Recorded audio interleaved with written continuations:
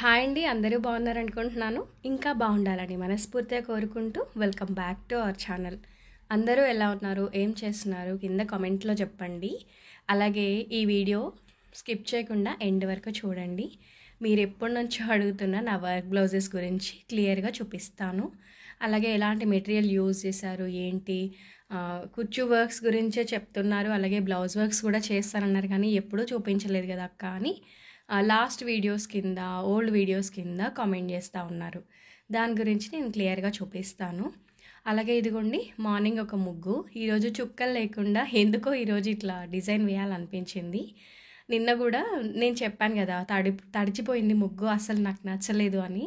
ఇవాళైతే ఆరిపోయిందనమాట, ఆరబెట్టేశాను, బాగుండింది.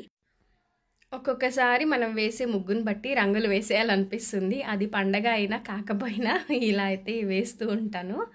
అయితే ఇదిగోండి, తెల్లవారుతుంది ఇప్పుడిప్పుడే. ఇంకా లైట్స్ అవి అన్నీ ఆపేసి ఇంట్లోకి అయితే వెళ్ళిపోయాను. మళ్ళీ ఇంట్లో క్లీనింగ్స్ ఇవన్నీ ఉంటాయి కదా, ఫ్రెష్ అయిపోయి వచ్చేసాను అనమాట. అయితే లాస్ట్ వీడియో కింద ఒక కామెంట్ వచ్చింది, అక్క మీరు కాంచు కప్పులలో టీ వేసినా కూడా వేడి వేడిది బ్రేక్ అవ్వలేదు, మరి నేనెందుకు వేయగానే విరిగిపోయింది, మీకు బాగానే ఉంది కదా, ఏమైనా టిప్ ఉంటే చెప్పండి అని. దీనికి ఏం టిప్ ఉండదండి. ఇదైతే నేను వాడబట్టి కూడా 1.5 year అయిపోతుంది. తెచ్చినప్పుడు నుంచి ఇలాగే ఉన్నాయి. మీరు చూస్తూనే ఉంటారు కదా డైలీ వ్లాగ్స్లో, అయితే వేడి వేడిదే వేసాను టీ కూడా. మేబీ మీరు వాడిన కప్ వచ్చేసి ఏమైనా బ్రేక్ అయ్యి ఉండిందేమో, మీరు చూసుకోలేదేమో. అలా కొంచెం క్రాక్ వచ్చి ఉన్న దాంట్లో వేడి వేడిది వేసామంటే వెంటనే బ్రేక్ అయ్యే ఛాన్సెస్ అయితే ఉంటాయని నాకు అనిపించింది. అలాగే ఇదిగోండి, ముందు రోజు ఇడ్లీ పిండి వేశాను, చక్కగా పులుస్తున్నాయి. ఇప్పుడు కొంచెం వెదర్ అనేది, కూలింగ్ అనేది తగ్గిపోయింది, కొంచెం ఎండలు మొదలయ్యాయి కదా, పిండిలు బాగా పులిసిపోతున్నాయి అన్నమాట. ఇంకా ఇడ్లీ పెట్టేసి ఇక్కడ సాంబార్ చేశాను ఈరోజు. పల్లీ చట్నీ చేయలేదు. అయితే సాంబార్ ఏంటంటే లంచ్కి అలాగే బ్రేక్ఫాస్ట్లోకి ఒకేసారి వెజిటబుల్స్ అన్నీ వేసి పెట్టేశాను అనమాట. ఆల్రెడీ చాలాసార్లు వీడియోస్లో చూపించాను కదా, సాంబార్ రెసిపీ అనేది చూపించలేదు. ఇక్కడ మిల్లెట్స్, రైస్ అన్నీ వండి బాక్సులు వేసి అందరికీ పంపించేసా. అయితే అడుగుతున్నారు కదా, బ్లౌజ్ వర్క్స్, కుచ్చు వర్క్స్ చూపిస్తా అంటున్నారు కానీ ఏ వీడియోలో చూపించలేదు అని. ఆల్రెడీ నేను మన ఛానల్లో చాలా పోస్ట్ చేశాను, ప్లేలిస్ట్లో పెట్టానమాట. కుచ్చు వర్క్ గురించి అలాగే బ్లౌజ్ వర్క్స్ గురించి కింద లింక్స్ ఇస్తాను.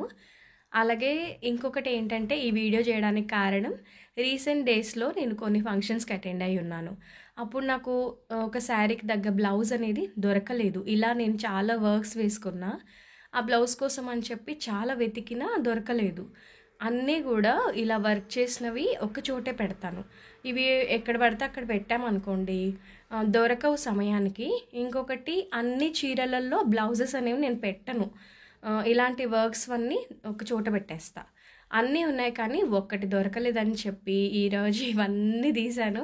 సరే మీతో షేర్ చేద్దామని చెప్పి ఇక్కడ వీడియో అనేది స్టార్ట్ చేశా. అన్నీ కూడా హ్యాండ్ వర్క్ చేసిన బ్లౌజెసే. వీటికి ఎలాంటి మెటీరియల్ యూజ్ చేశాను అలాగే ఏంటి అనేది కూడా వీడియోలో క్లియర్గా చెప్తాను. ఎవరైనా కొత్తగా మన ఛానల్కి వచ్చి ఉంటే ఒకసారి కంటెంట్ చూడండి. మీకు కనుక మన వీడియోస్ నచ్చితే తప్పకుండా లైక్ చేసి సబ్స్క్రైబ్ చేసుకొని డైలీ ఫాలో అవ్వండి. అలాగే మీ ఫ్రెండ్స్ అండ్ ఫ్యామిలీస్తో షేర్ చేసుకోండి. ఇదొక బ్లౌజ్ అండి. నేను ఇక్కడ చూపించే ప్రతి ఒక్క వర్క్ కూడా స్టిచ్ చేసిన బ్లౌజ్ పైనే కుట్టానమాట. ఇదంతా కూడా బీడ్స్, యాంటిక్ షేడ్ ఉంటాయి, గోల్డెన్ షేడ్ ఉంటాయి, సిల్వర్ షేడ్, కాపర్ షేడ్స్ ఉంటాయి అన్నమాట. మనం ఏదైతే మనకు ఫ్యాబ్రిక్లో ఎలాంటి షేడ్ ఉందో దానికి తగ్గట్టుగా స్టిచ్ చేస్తూ ఉంటా. ఇక్కడ నేను ఎక్కువగా మోనాలిసా బీడ్స్ అంటారు వీటిని, అలాగే ట్యాబ్లెట్ బీడ్స్ అని కూడా అంటారు. అప్పుడు కొంచెం ఇది ట్రెండింగ్లో ఉండింది.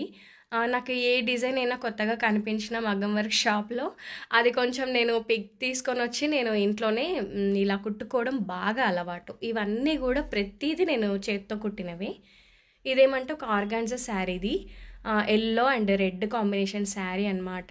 ఇక్కడ నేనేం పెద్ద కష్టపడింది ఏమీ లేదు. జస్ట్ ఇక్కడ లైన్స్ ఇచ్చారు కదా, ఈ లైన్స్ని ఆధారంగా తీసుకుని ఈ బీడ్స్ అనేవి జస్ట్ అలా ఫ్లవర్ షేప్లో కుట్టుకుంటూ వెళ్ళిపోయాను.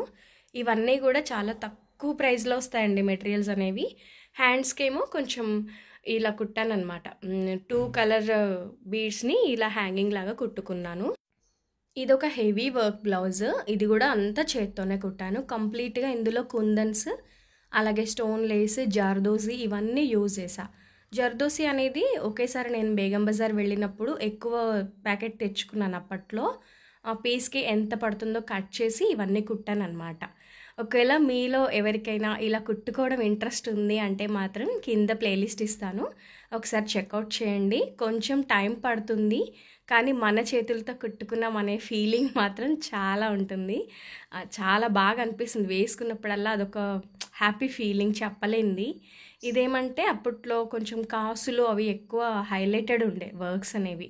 ఇలా కుందన్స్, బీడ్స్, లక్ష్మీ కాసులు ఇలాంటివన్నీ. అలాగే జర్ఖాన్ స్టోన్స్ కూడా అక్కడక్కడ యూజ్ చేశాను అనమాట. గ్రీన్ అండ్ రెడ్ కాంబినేషన్ అనమాట అది.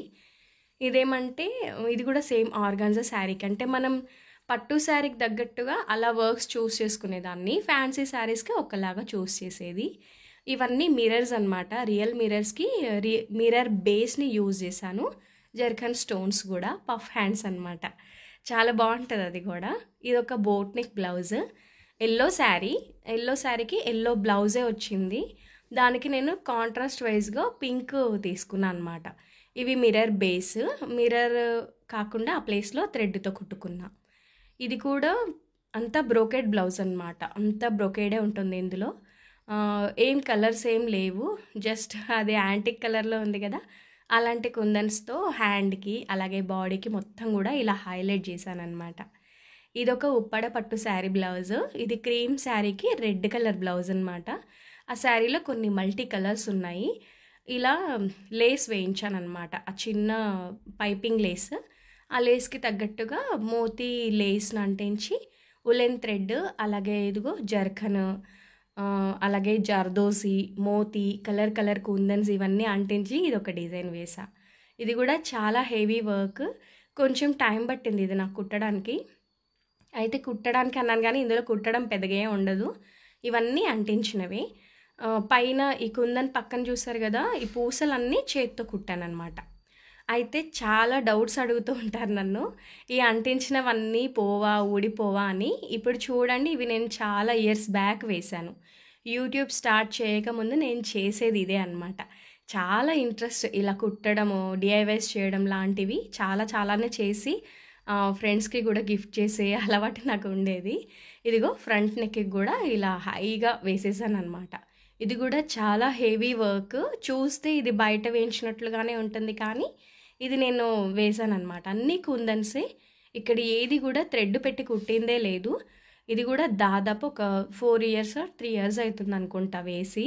జర్ఖన్, అలాగే stones, ball lace, stone lace, zircon green stones, ఇవన్నమాట అన్నీ యూజ్ చేసి మళ్ళీ హ్యాండ్కి చిన్న హ్యాంగింగ్స్ లాగా ఇలా రెడ్ కలర్ పూసలు వీటితో హైలైట్ చేశాను. ఫ్రంట్ నెక్ కూడా హైలైట్ చేశాను అనమాట. చాలా బాగుంటుంది. కాంట్రాస్ట్ వైజ్గా వేసుకోవచ్చు బ్లౌజెస్ అని కొన్ని అలా డిజైన్ చేశా. ఇదేమంటే మీరు రీసెంట్ డేస్లో చూసి ఉంటారు కదా, మా యానివర్సరీకి ఇలా కుట్టించుకున్నాను బ్లౌజ్. ఈ కాంబినేషన్ ఎలా ఉందంటే, ఫ్యాన్సీ శారీస్ కదా, వీటికి హెవీ వర్క్ ఏం వేయలేము. అయితే స్టిచ్ చేసే వాళ్ళతోనే ఇలా లేస్ అనేది వేయించుకున్నాను. అంటే నేనే తెచ్చుకున్నాను షాప్కి వెళ్ళి. అది కాపర్ షేడ్లో ఉండిందనమాట. 2 లేస్లు యాడ్ చేసి హ్యాండ్కి వేయించాను. ఫ్రంట్ నెక్కి మాత్రం సింపుల్గా ఇలా వేసుకున్నాను అప్పటికప్పుడు. జస్ట్ ఒక ½ an hourలో ఇదంతా వేశాను. ఈ సైడ్ బార్డర్ కూడా పూసలు లేస్ కాదు, నేనే చేత్తో కుట్టేసా. ఇది ఒక మోడల్. అప్పుడు నా దగ్గర ఏవైనా వేస్ట్గా మిగిలిపోయిన కుందన్స్ డిఐవేస్కి తెచ్చినవి ఇలా కుట్టడానికి యూజ్ చేసేదాన్ని వర్క్స్కి. అలాగే ఇది చూడండి హ్యాంగింగ్ అనమాట. కొన్ని మనం లట్కన్స్ అవి బయట తెచ్చుకుంటాం కదా, ఈ శారీకి అంతా కూడా ఇలాంటి బాల్స్ వర్క్ వేసాను అనమాట, కుచ్చు వర్క్. అలాగే సేమ్ బ్లౌజ్కి కూడా డిజైన్ చేసుకున్నాను.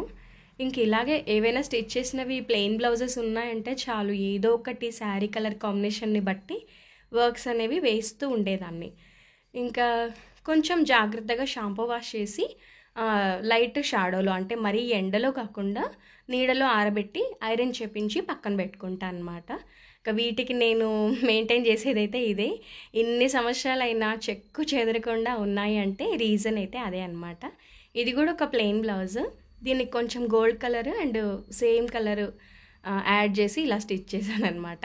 ఇంకా అంతేనండి. అన్నీ కూడా చక్కగా ఇలా బ్లౌజ్ బ్యాగ్స్ ఉంటాయి కదా, వీటిని రివర్స్లో తీసి ఫోల్డ్ చేస్తాను.